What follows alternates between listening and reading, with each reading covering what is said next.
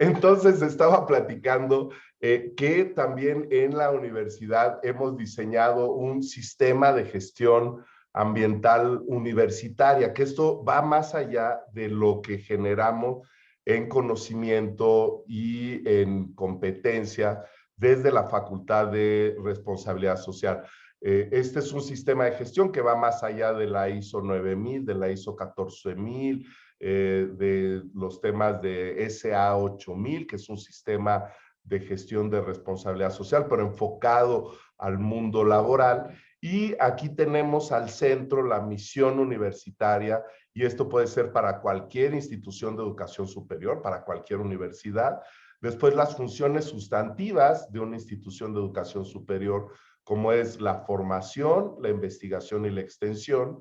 Y luego ya la gestión organizacional, que eso compartimos, por supuesto, con otras organizaciones, empresas, como es la ética institucional, calidad de vida institucional, accesibilidad e inclusión, comunicación y mercadotecnia socialmente responsable, y para nuestro caso, el campus sostenible, con dos grandes pilares, la sociedad y los grupos de interés, en una evaluación y mejora continua, retroalimentación también de la sociedad, de la empresa, de los grupos de interés.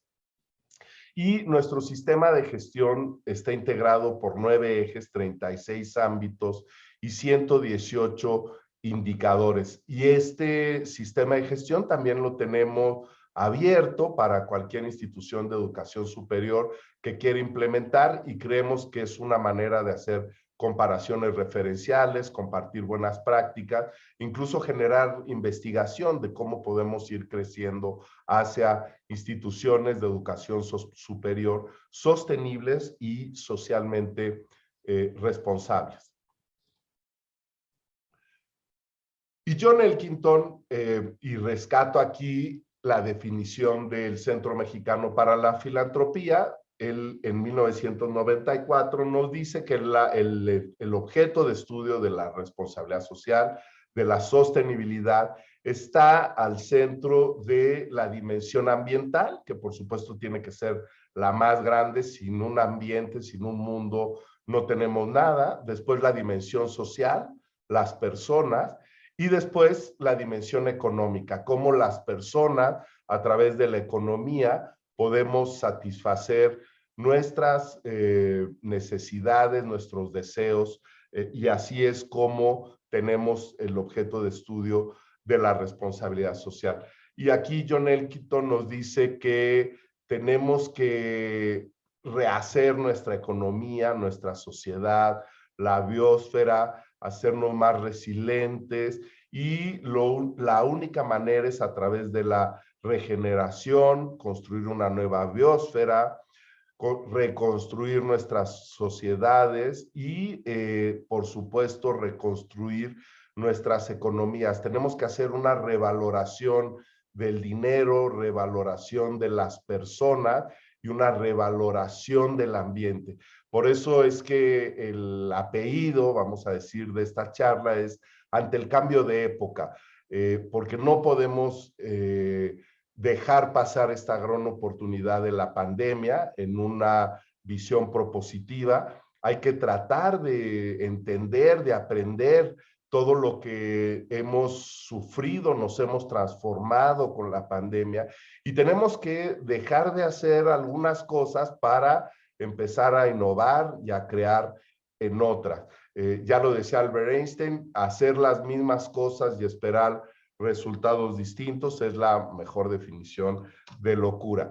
Y hoy en día, esto que habíamos estado viviendo ya durante muchos años de la dimensión, desde 1994, de la dimensión económica, ambiental y social, hoy en día, sobre todo las instituciones financieras hablan de la parte ambiental, social y la gobernanza, el ESG, el famoso ESG, que es cómo se está haciendo esta rendición de cuentas a los diferentes grupos de interés, sobre todo para conseguir recursos internacionales. Entonces vemos que la misma responsabilidad social deja la dimensión económica, la incorpora a el tema de gobernanza, cómo estamos haciendo las cosas dentro de la organización y cómo estamos impactando, ya sea de manera positiva o negativa, el ambiente y, por supuesto, cómo tenemos mejores elementos para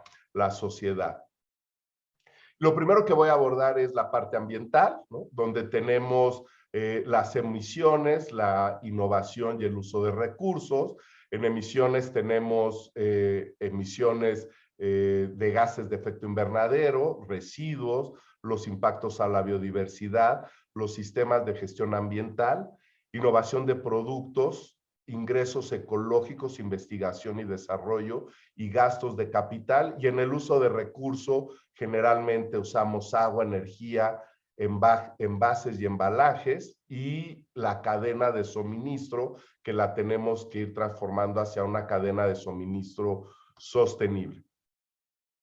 Y aquí creo que el mundo también, desde enero de 2001, cuando llega el presidente Joe Biden, de los primeros actos de gobierno después de la era de Trump y de las eras de Bush padre y Bush hijo, negadores del cambio climático, finalmente el gobierno de los Estados Unidos se habla con los científicos, con la academia, y Estados Unidos regresa al acuerdo de París firmado en el 2015. Y eso es un gran respiro, creo, para toda la humanidad, de saber que podemos ir avanzando hacia la mitigación y la adaptación al cambio climático. El Panel Intergubernamental de Cambio Climático, que es la primera institución que se crea para dar seguimiento y hacer investigaciones al cambio climático, pues establece que para 2030 debemos de reducir al 50% nuestras emisiones de gases de efecto invernadero, y para el 2050 debemos de tener el carbón neutral. Entonces, esto es lo que desde enero de este año están trabajando muchos gobiernos, pero sobre todo también las empresas. Las empresas han acogido este compromiso. Y lo han acogido porque Larry Fink, el directivo de BlackRock, esta financiadora que está en más de 100 países y maneja alrededor de 400 organizaciones, manda una carta el presidente y dice: necesitamos hacer un cambio estructural en las finanzas, y las empresas que no se alineen al carbón neutral, al net zero, vamos a dejar de tener facilidades para financiamiento. Y claro, ese es un incentivo muy importante que las empresas siempre persiguen, y esta gran organización con sede en Inglaterra, que dice: no vamos a estar prestando dinero a quien no se haga responsable de sus emisiones de gases de efecto invernadero, entonces sí, pues no vamos a poderles financiar, no vamos a poder tener estos préstamos. Entonces, vemos por un lado en elementos de geopolítica cómo Estados Unidos regresa al Acuerdo de París, y eso nos da un gran incentivo. Pero luego también desde el mundo empresarial, BlackRock da un incentivo. Eso ha traducido para empresas como Citigroup, Citibanamex. Hoy en día en México han establecido sus compromisos de carbón neutral para el 2050. Lo mismo grandes empresas como Bimbo, empresas mexicanas, han estado haciendo esta declaración. Ahora, aquí es muy importante ver que solamente se está haciendo esta declaración. Es como si yo les dijera que quiero bajar 10 kilos y lo voy a hacer a diciembre de este año, pero no les digo si lo voy a hacer con dieta, con ejercicio o con las dos. Eso yo creo que es una gran oportunidad para las instituciones de educación superior, sin duda. Y más tarde, en el 22 de abril de este año, en este evento de geopolítica, también Joe Biden, el presidente de los Estados Unidos, con ese liderazgo, decide hacer una cumbre sobre el clima. Y entonces le pide a los países que, más allá de la Convención Marco de las Naciones Unidas para el Cambio Climático, del Protocolo de Kioto y del Acuerdo de París, establezcan nuevos compromisos y nuevas metas de reducción de emisiones de gases de efecto invernadero. Entonces vemos que esto está caminando muy en serio y eso pues realmente nos hace tener una visión distinta. Y pues a esta reunión asisten más de 40 dirigentes internacionales en donde sin duda necesitamos reducir conforme los lineamientos del panel intergubernamental de cambio climático, el 50% para el 2030 y el 100% para el 2050.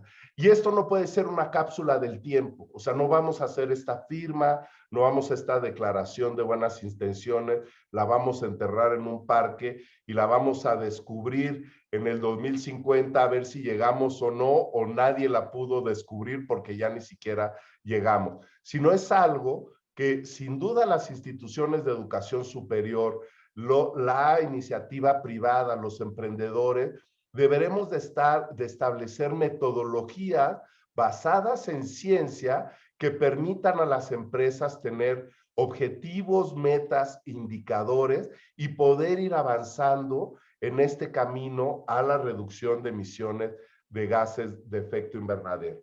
Y vemos que la pandemia, por un lado, generó un descanso a los ecosistemas, resultado de la disminución en el transporte de las personas, del confinamiento, del aislamiento al cual nos autosometimos, se redujo el 19% de las emisiones de gases de efecto invernadero. Por un lado, por supuesto que es una buena noticia, pero por el otro nos dice que hay 80% de emisiones que todavía tenemos que disminuir. Y esto es también porque si antes estábamos conectados en periodos intermitentes de tiempo en nuestras computadoras y los servidores necesarios estaban haciendo que pudiéramos tener esta comunicación, hoy en día vemos que las computadoras y los servidores están trabajando 24 horas, 365 días del año. Y también hemos visto, por supuesto, impactos negativos. Ya el tema de los cubrebocas, de los contenedores de gel y de los residuos peligrosos biológico-infecciosos que se generan en unidades médicas, guantes, sondas nasogástricas, venoclisis, etcétera, todo lo que se usa y los elementos de protección necesarios para el tratamiento del COVID y por supuesto de otras enfermedades, necesitamos darle un tratamiento adecuado porque si no estamos en un círculo vicioso y vamos a tener también más probabilidades de mutación, de transformación o de generar nuevas zoonosis o nuevos virus. La zoonosis es cuando una bacteria, un virus que se da de manera natural en una población animal, tiene la capacidad de entrar al sistema de los humanos. Y esto de la observación del cambio climático siempre nos ha llamado la temperatura o específicamente del clima. Y vemos cómo desde los tiempos de Aristóteles ya se llevaban a cabo observaciones meteorológicas. Y esto sin duda es porque nos permitía saber los tiempos de siembra, los tiempos de cosecha, los tiempos de frío, de calor, de lluvia, etcétera. Pero es hasta 1960 cuando esto ya lo empezamos a hacer con tecnología satelital. Y eso es lo que hoy en día nos ha permitido tener mediciones mucho más precisas con el tema del cambio climático. ¿Y qué nos dice el cambio climático? Que tendremos más eventos hidrometeorológicos hacia los dos extremos, es decir, mayor frío, mayor calor, mayor lluvia, mayores sequías. Platicando hace unos días con un economista, me dice, bueno, pues es que así no le van a fallar, porque cualquier cosa, que si llueve mucho es cambio climático, que si llueve poco es de cambio climático, pero pues esa es la ciencia. Yo le decía, Pues sí, parece que tratamos de cubrirnos por todos lados, pero realmente la ciencia lo que nos está diciendo es que se está transformando el sistema climático y lo que queremos básicamente es salvaguardar la infraestructura que tenemos, porque estos procesos de cambio climático lo que impactan son nuestras actividades agropecuarias, sin duda, pero también las carreteras, los tendidos de energía eléctrica, las tuberías de agua potable, de aguas negras, los puertos, los aeropuertos, en fin, toda esta infraestructura que nos ha costado mucho tiempo hacer.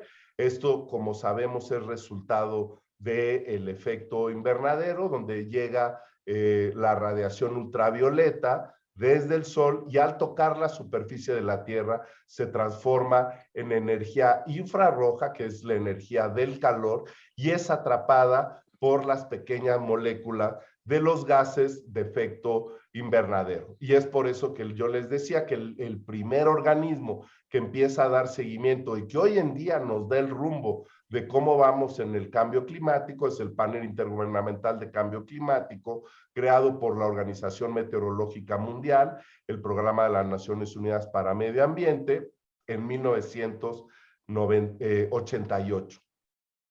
Y pues lo que hace es ofrecer investigación científica, información y conocimiento y probables consecuencias socioeconómicas y ambientales, así como la creación de estrategias que permitan hacerle frente con la implementación de acciones de mitigación, adaptación hacia el cambio climático.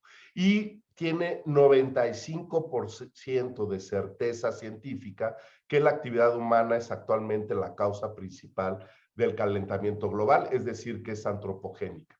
Ya fue hasta 1992, donde firmamos la Convención Marco de las Naciones Unidas para Cambio Climático, que entra en vigor en el 94 y están adheridos 197 países ya ratificados.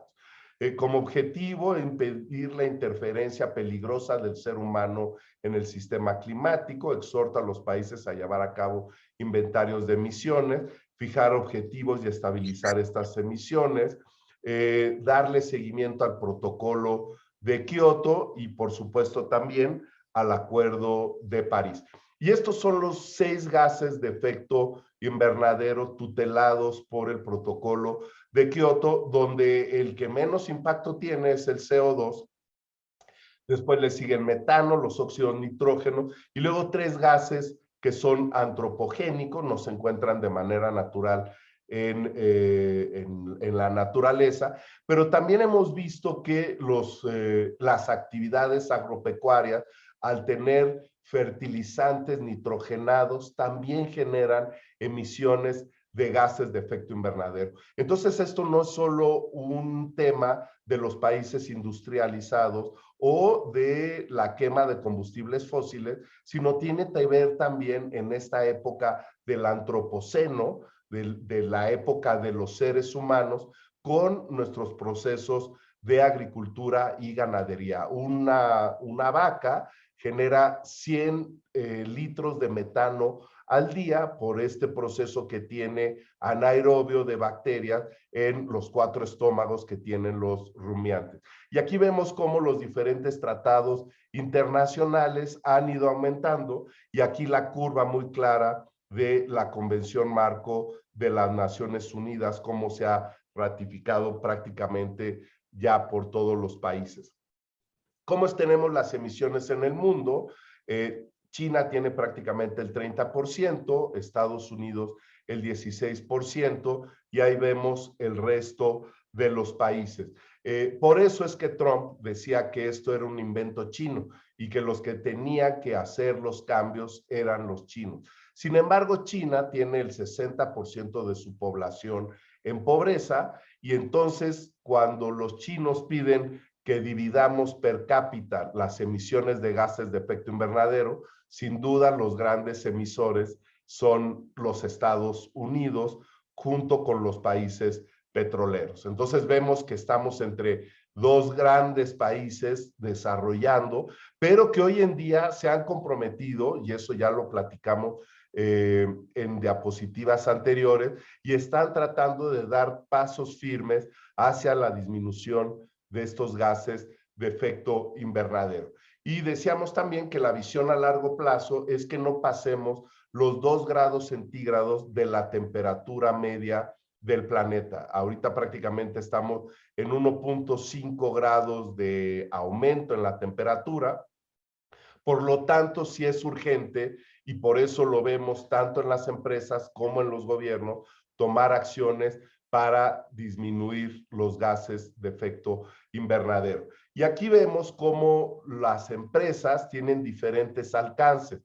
El alcance 1 es la combustión de estos combustibles fósiles y los vehículos propiedad de la empresa. El alcance 2 es la electricidad que se compra, es decir, no porque una empresa, si es un despacho de abogados, de contadores, que no quema combustibles fósiles, solamente tiene probablemente automóviles, la electricidad que compra es un alcance 2, es un alcance directo y se debe de contabilizar. Y el alcance 3 vemos que son los viajes de negocio, la disposición de residuos, los vehículos de contratistas, etcétera. Y todo esto lo establece el protocolo de gases de efecto invernadero, que es uno de los sistemas más difundidos para la disminución y la medición de estos gases.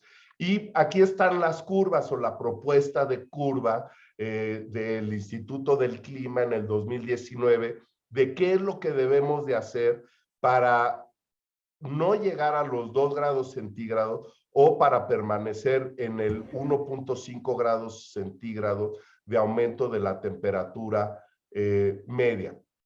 Tenemos barreras a nivel nacional, necesitamos hacer mayor sinergia con las diversas instituciones público, privadas, sociales y académicas, y debe de haber coaliciones nacionales diversas para poder hacer frente a estos retos. Esto no lo va a resolver la academia, no lo va a resolver el gobierno, no lo va a resolver la empresa, no lo va a resolver las organizaciones con causa. Tiene que haber una coalición nacional en todos los países, regional y mundial, para que podamos alcanzar estas metas, porque si no tenemos el fenómeno del que él viaja de aventón, el que no está disminuyendo sus emisiones de gases de efecto invernadero, va a disfrutar de los beneficios de los que sí estén generando estos esfuerzos. Y hasta ahora todo esto es un esquema voluntario. Por eso es importante los instrumentos económicos y los instrumentos de comando y control, que se empiecen a cumplir estas disposiciones por fuerza de ley, y veremos qué sucederá. Probablemente será un proceso como los derechos humanos, publicados en 1945 en la Declaración Universal de los Derechos Humanos, pero no es hasta que empiezan por fuerza de ley, después de Mandela, después de diferentes actores, en donde se decide que los derechos humanos entren en las constituciones de los países. Y hoy vemos también que a través de los objetivos de desarrollo sostenible, las empresas o el Pacto Mundial, las empresas le dan seguimiento a estos temas. Las 4 dimensiones del Pacto Dimensión son derechos humanos, temas laborales, medio ambiente y anticorrupción. Y los 4, por supuesto, son derechos humanos. Este es como se establece el seguimiento de estos acuerdos internacionales. Al centro, en el círculo morado, tenemos a la Conferencia de las Partes. También está el panel intergubernamental del cambio climático, los grupos de expertos de transferencia tecnológica, el mecanismo de desarrollo limpio para financiamiento y reducción de gases de efecto invernadero a partir de los bonos de carbón o los certificados de emisión reducida. Y esto es una gráfica donde nos dice cómo cada año hemos ido avanzando en estas convenciones.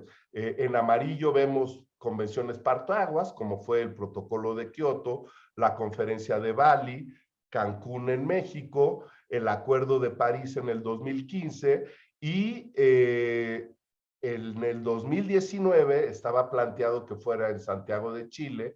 Por los disturbios que ocurrieron allá, se llevó a cabo en España, los disturbios sociales que empezaron por los temas del metro, y la del año pasado, la COP26, tuvo que ser aplazada porque se iba a llevar a cabo en Glasgow, pero por los temas de pandemia no se llevó a cabo y está programada para el 2021. Aquí de manera muy breve, ¿cuáles van a ser los impactos conforme vayamos subiendo la temperatura media de la Tierra en alimentación, en agua, en ecosistemas y en impactos abruptos como la circulación atlántica termoalina o el riesgo de colapso en la circulación termoalina? Pero aquí viene la parte más importante, la parte de economía circular. ¿Cómo le vamos a hacer? Tenemos ya empresas en México como Biofil, donde a partir de algas verde azulada se está generando etanol y estas plantas se están poniendo cercanas a las centrales termoeléctricas y entonces se atrapa el gas, el CO2 que genera la termoeléctrica. Sabemos que las algas verdes, las plantas, son organismos fotosintéticos que requieren la luz del sol, requieren el agua, en este caso agua marina, y requieren también del CO2. Entonces capturamos ese CO2 en vez de que se vaya a la atmósfera, lo utilizamos como nutrimento para las algas verdes y después hacemos una separación del oxígeno del agua dulce y generamos el bioetanol. Y el agua dulce la podemos usar también en terrenos que podemos transformar en terrenos cultivables. Y aquí podríamos hablar de que es un sistema cerrado, pero realmente no es cerrado porque el aporte lo tenemos desde el generador de nuestro ecosistema planetario, que es sin duda el sol. A partir del sol tenemos la energía eólica, la energía maremotriz, la energía también de biomasa de los organismos fotosintéticos, y ahí es donde surgieron los combustibles fósiles como el petróleo, el gas natural y el carbón mineral. Entonces, aquí es donde vemos un ejemplo extraordinario de economía circular. Lo mismo se está planteando para el uso de agua en las ciudades. El uso de agua en las ciudades lo podemos tener también en un esquema de economía circular. En vez de estar impactando nuestras cuencas, nuestras aguas continentales,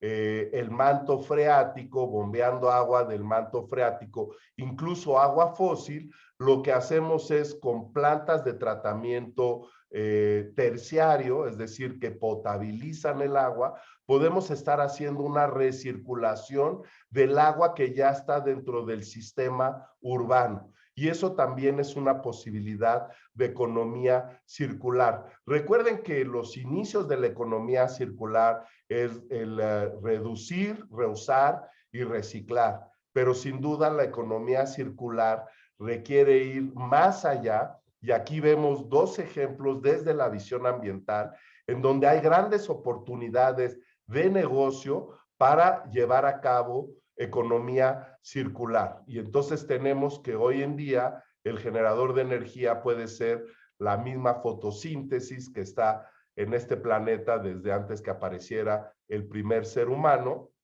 y el agua, que también está determinada y es una agua constante, es decir, no se va a disminuir la cantidad de agua en el planeta. Lo que se va a disminuir es la posibilidad de obtención de esta agua. Y entonces esto lo podemos involucrar en temas de economía circular. Entonces, ¿qué es el carbón neutral? ¿Es una indulgencia?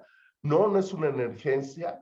No se ha definido académicamente, no hemos logrado una definición, sigue siendo un constructo, no es un buen propósito, sino que el éxito estará en los objetivos y metas que establezcamos por empresa, los incentivos y facilidades gubernamentales y económicos y los esquemas de medición y reporte que sean compatibles. Ahí creo que las instituciones de educación superior, los científicos, los emprendedores tienen una gran oportunidad de involucrarse y dar seguimiento a estas declaraciones que ya están hechas. Estas declaraciones que ahora se tendrá que ver cómo podemos ir avanzando con elementos científicos.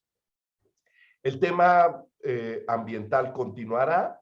Por supuesto, también la pérdida de biodiversidad. Aquí tenemos el informe del Planeta Vivo, donde hemos perdido el 68% de las poblaciones de anfibios, reptiles, peces, mamíferos y aves. Lo mismo la disponibilidad de agua, menos del 84% hemos perdido, y eso hace la urgencia de procesos de economía circular. El mundo ha avanzado mucho en el tema de potabilización de agua. Tenemos alrededor del 80% de las poblaciones tienen procesos de potabilización de agua, pero en el tratamiento de las aguas negras estamos por el 50-60% en la media. Tenemos un compromiso para aumentar el tratamiento de nuestras aguas negras. No tenemos ya espacio, el 75% de la superficie terrestre ya tiene presencia humana y solo 4 países gozan de estas zonas sin presencia humana hoy en día. Y en el 2020 se hizo un estudio a partir de el 2010 que se comenzó, de cuáles eran las preocupaciones principales, las 5 principales amenazas para bienestar, y se consideraban los temas económicos, ambientales, geopolíticos, sociales y tecnológicos. En el 2020, si se dan cuenta, los 5 grandes problemas están dirigidos hacia el tema ambiental. Y bueno, por eso la importancia de los objetivos de desarrollo sostenible. Ya platicábamos de ellos, que son los hijos de los objetivos de desarrollo del milenio. Aquí vemos cómo los 8 objetivos de desarrollo del milenio se traducen en 17 objetivos de desarrollo sostenible. No había ninguno de prosperidad. Hoy en día tenemos 5. No había más que uno del tema ambiental, y hoy en día también tenemos 5. Y esta dona refuerza lo que he comentado desde el principio, esta dimensión ambiental que debemos de preservar, la biosfera. Sobre la biosfera tenemos un círculo más pequeño, que somos los seres humanos, las personas, la sociedad, y posteriormente tenemos ya el proceso económico. Y aquí vemos los diferentes objetivos los objetivos de desarrollo sostenible, cómo están alineados también en esa misma lógica. Pero encontramos que la mayoría de los gobiernos y la mayoría de las empresas están abordando los temas de sociedad y de economía, y muy pocos están abordando los temas de biosfera. Y esta es una constante en México, en España, en Latinoamérica. Luego llegamos a la dimensión social de ESG, donde tenemos la comunidad, los derechos humanos, la responsabilidad del producto y la plantilla, es decir, las personas, la diversidad e inclusión, los planes de vida y carrera, las condiciones de trabajo y la salud y seguridad. Por supuesto, tenemos que atacar los temas de pobreza, tenemos que disminuir la brecha entre ricos y pobres. Debemos de poner la ética al centro de las decisiones de todas las organizaciones, a la dignidad de la persona al centro de las decisiones de todas las organizaciones, ya sean público, privadas o sociales. Debemos de cuidar los ambientes internos y externos en las organizaciones. Lo mismo con los temas del entorno psicosocial del trabajo. El involucramiento con los grupos de interés, con la sociedad donde tenemos operaciones, y los servicios de salud que hoy en día han cobrado gran relevancia para este regreso seguro, para este cambio de época.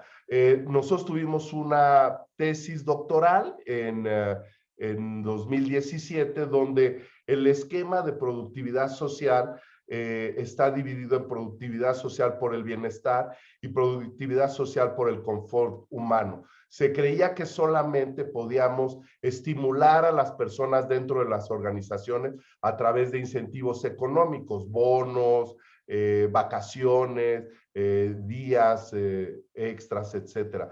Pero hoy en día sabemos que el confort humano también es muy importante, cómo tenemos esta actividad psicosocial dentro de la empresa y cómo está el ambiente. Hemos visto que según la temperatura que tenemos en los diferentes cubículos, las personas pueden ser más o menos productivas. Entonces sabemos que esta triple línea base de la responsabilidad social también nos permite modificar la productividad de las personas y no solo por el incentivo económico, sino también por el incentivo social, el best place to work, el mejor lugar para trabajar, o el incentivo ambiental. Seguramente todas las organizaciones ya están haciendo sus planes de regreso seguro, eso hemos hecho aquí en la Universidad Anáhuac, y bueno, pues ya estamos teniendo actividad presencial, y luego abordamos el tema de gobernanza, donde está la estrategia de la responsabilidad social, los informes, transparencia y rendición de cuentas, la gestión donde vemos la estructura, ética, diversidad, comité, prestaciones y los accionistas con derechos de los accionistas, el control accionario y operacional y la economía que en este caso se llama economía circular y economía de la dona. Esto lo hemos sacado, la economía circular lo que hace es una revisión del funcionamiento ecosistémico, del flujo de energía y de reciclado de materia. Entonces debemos de encontrar en nuestras cadenas productivas la posibilidad, en nuestras cadenas de valor también dentro de las organizaciones, la posibilidad de hacer este reciclado de nuestros materiales para obtener la menor pérdida de calor a partir de los principios de la termodinámica, donde la materia no se crea ni se destruye, solo se transforma. Y eso es lo que nos da el ESG, son los tres componentes que hoy vemos de la parte ambiental, social y la gobernanza que ha también involucrado los temas económicos. Y para finalizar y poder tener un espacio de diálogo, hay un artículo muy interesante del 2017 donde habla de la congruencia de la responsabilidad social corporativa, donde se debe de conectar la identidad del comportamiento de los empleadores y de los empleados. Y nos propone este artículo esta matriz, donde si tenemos un comportamiento socialmente responsable de los trabajadores baja, pero también los documentos, las políticas, los indicadores, la economía circular, la gobernanza es también baja, tenemos una responsabilidad social baja, como lo vemos en este cuadrante. Si sube el comportamiento de los trabajadores, entonces una responsabilidad social basada en el comportamiento, donde los trabajadores por cuenta propia empiezan a transformar las actividades organizacionales, y esto lo podemos llevar también, por supuesto, a las universidades. La responsabilidad social basada en la identidad, donde vemos que la organización tiene toda una estructura en donde apoya los temas de responsabilidad social y sostenibilidad, pero no es un lenguaje común en los trabajadores, en la persona, lo vemos en el papel. Y aquí es el cuadrante donde queremos llegar, a la responsabilidad social entrelazada.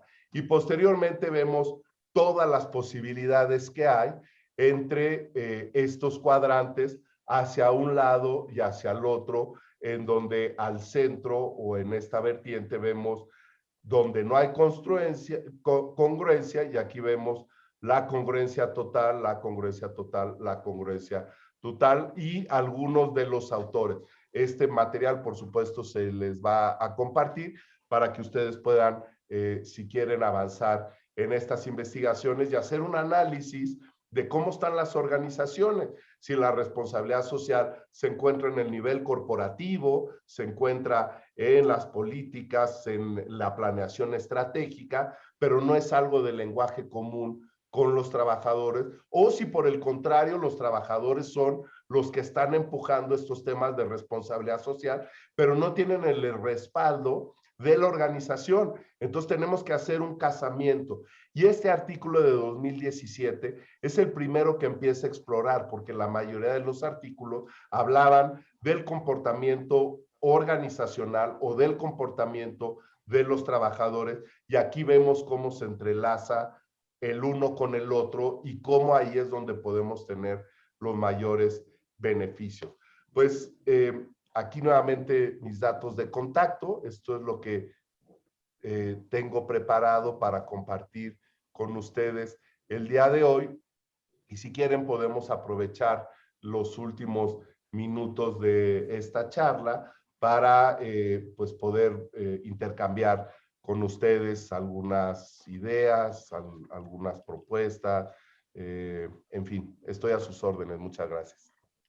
Muchas gracias, Miguel. Sí, tenemos ya algunos comentarios y preguntas. El economista Luis Tonón desea hacerle una consulta a Miguel. Muchísimas gracias por la exposición. Gracias. Miguel Ángel, muy buenas noches. Una de los principales argumentos es en una estructura empresarial como la que tiene el Ecuador, en la que la mayoría de empresas son empresas familiares. La pregunta sería, ¿cómo cambiar ese paradigma del jefe de la organización para poder encuadrar todo lo que nos has dicho hacia la responsabilidad social, ambiental, el buen gobierno corporativo, etcétera? ¿Cómo sería una experiencia o algo, un consejo que tú podrías dar para poder nosotros desde la academia poder abordar de hecho este cambio de paradigma, sobre todo en la gerencia y la alta gerencia? Nosotros hemos hecho, siguiendo las recomendaciones de Michael Porter, este investigador de la Universidad de Harvard, que habla de las ventajas competitivas, en identificar cuáles son la responsabilidad social o la sostenibilidad en temas sociales genéricos, en temas de la cadena de valor y en temas del contexto competitivo. ¿Qué quiere decir esto? Si yo en mi organización organizo reforestaciones, tengo un programa de uso eficiente del papel, de la energía, de ahorro de agua, hago rutas de compartir los carros entre los trabajadores, etcétera. Estoy haciendo temas sociales genéricos, es decir, cualquier empresa los puede hacer. No tiene nada que ver con su cadena de valor, no tiene nada que ver con el producto, con el servicio, dónde hace el producto, cómo ofrece ese servicio, qué empaque tiene, cuáles son sus entradas, procesos, salidas, cómo descarboniza esa cadena de valor, cómo la hace socialmente responsable. Por supuesto, también en la parte de manejo de el personal, de recursos humanos, del capital humano, de la infraestructura de la organización, de la mercadotecnia y del servicio postventa. Cuando tú llevas la responsabilidad social ahí a cadena de valor, entonces surge la magia de hacer un negocio diferente, de tener resultados diferentes, porque no solamente te vas a ahorrar energía, te vas a ahorrar procesos, sino que tu producto empieza a ser un producto socialmente responsable. Y si tu mercado empieza a caminar hacia allá, y tú puedes ser el que inicia con ese proceso, entonces se vuelve algo del contexto competitivo. Quien ya no lo está haciendo pierde clientes. Y cuando tú le dices algo a un empresario, ya sea de una empresa chica, mediana, grande, transnacional, seguramente nos pone interés. Entonces, creo que ahí está la clave en donde nosotros debemos de llevar a la responsabilidad social, no a un tema social genérico, no a un tema de ser muy buenos compañeros y muy buenas personas en este mundo que tanto lo necesita, sino a una nueva forma de hacer negocios con indicadores, y por eso también estamos avanzando en el impacto, en el retorno de la inversión social, en el social return investment, o sea, cuánto de lo que yo estoy invirtiendo en tema socialmente responsable, cómo está regresando, tanto en recursos económicos como en beneficios intangibles. Entonces yo creo que con estas dos herramientas nosotros podemos hacer un análisis de la pequeña y mediana organización y decir, a ver, ¿cómo se está percibiendo tu tema de responsabilidad social en la empresa y cómo estamos haciendo este retorno de la inversión social, que es una metodología, unas métricas que se tiene para poderlo evaluar y no decir, no, pues yo creo que estamos haciendo bien o estamos haciendo mal. No, no, ¿cuánto de cada peso que estoy invirtiendo en eso está regresando y cómo está regresando? Bueno, en el caso de Ecuador, de cada dólar. Tenemos una pregunta de Esteban Crespo. Buenas noches, doctor Miguel Ángel. Muchas gracias por la clara presentación. A inicios del siglo XX, el pensamiento empresarial iniciaba con el pensamiento y orientación a la producción y actualmente se enfoca en el cliente. ¿Considera usted que un modelo de negocio en la actualidad debería enfocarse ya no en el cliente, sino en los beneficiarios directos de una economía circular? Sí. Esteban Crespo le pregunta. Sí, muchas gracias, Esteban, por tu pregunta. Yo creo que sí. Por supuesto, no debemos de perder de vista el cliente, es el que tenemos más cercano, pero también debemos de ir viendo cómo nos organizamos para que estas cadenas de suministro, estas cadenas productivas, se conviertan en unas cadenas de economía circular, donde va a haber nuevas oportunidades de negocio, va a haber nuevos empleos y por supuesto se tendrán que reducir los costos. Si no logramos esos objetivos, no estamos aplicando bien la economía circular. José Vera pedía la palabra. Está activado, José, su audio para que haga la pregunta. Muchas gracias. Muchas gracias, ingeniera. Buenas noches, compañeros y doctor Miguel Ángel. Primero, felicitarles, un gran tema de mucho interés. Personalmente, le comento que le voy a molestar, ya anoté su dirección, porque estoy haciendo yo un estudio justamente en esto de la economía circular y los modelos de negocios circulares. Así es que creo que va a tener una persona que le va a causar más de una consulta. Quería hacerle la siguiente pregunta a su manera de ver. Juan Camacho Otero, en uno de sus estudios realizados en el 2019, claro, con experiencia en España y en Europa, nos dice que los pilares de la economía circular son la política normativa, las redes circulares, los productos basados en uso y no en consumo, y finalmente el comportamiento del consumidor. En países como el nuestro, como los países latinoamericanos, que no viven la misma realidad de los países europeos, ¿cuál de estos usted trabajaría primero? Sin duda yo creo que en la conciencia de la sociedad y del cliente. Nosotros hemos trabajado, por ejemplo, en la Universidad de Anáhuac Querétaro, con algo que le hemos llamado la caja azul. Esta es una caja que nosotros distribuimos en ciertos domicilios. Hemos tratado de aprovechar estos clubs o estas cerradas o en edificios. Y entonces entregamos la caja azul para que la gente haga una revisión de los productos que tiene en algún closet que nunca va a sacar, pero que los tiene ahí almacenados. Y entonces tiene que llenar esa caja azul. Puede ser ropa, pueden ser electrodomésticos, puede ser libros, puede ser pañales o cosas del bebé que ya el bebé nunca va a volver a usar. Puede ser cualquier cosa y se le paga 50 pesos, que 50 pesos son como los $2, ¿no? Por esa caja azul, es una caja grande. Y entonces se llevan estos materiales a ver cómo podemos hacer procesos de deconstrucción o de reparación y poderlos distribuir en tianguis o en procesos de segunda mano, con una cierta inversión muy pequeña para reparación. Y eso empieza a cambiar la mentalidad de la gente. Por un lado, el que tenía las cosas y las quería botar, le damos un incentivo económico chiquito, pero es un incentivo económico y además limpia. Y dice, pues voy a aprovechar, si iba a tirar y no me van a dar nada, aquí me van a dar algo. Y después empezamos a distribuirlo en otros niveles sociales, tratando también de generar esa conciencia de dónde viene ese producto que están recibiendo.